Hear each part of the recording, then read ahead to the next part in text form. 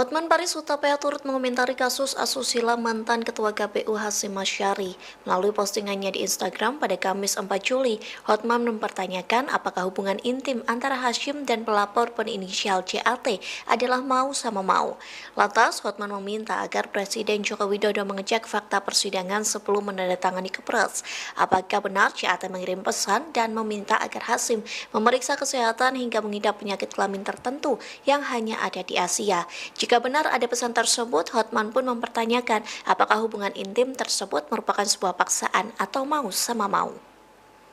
Halo Bapak Presiden Jokowi, Ketua KPU dipecat oleh DKPP atas dasar katanya melakukan paksaan hubungan intim dengan si pengadu si wanita yang dari Belanda. Pertanyaannya, sebelum Bapak Jokowi menandatangani Kepres, mohon dicek temuan fakta persidangan.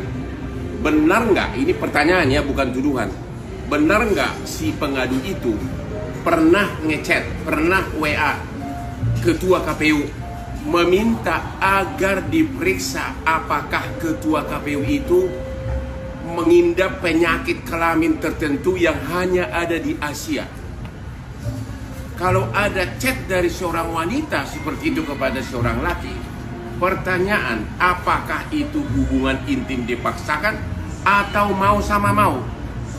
Ya. Yang kedua, benar nggak selama persidangan DKPP si cewek itu ngotot tidak boleh dipublikasikan identitasnya? Tapi setelah dia menang, sekarang sudah viral di mana-mana, dia nongol di mana-mana. Pak Jokowi, hati-hati, jangan sembarang tanda tangani Kepres. Cek dulu. Hotman 991. Download Tribun X sekarang. Menghadirkan lokal menjadi Indonesia.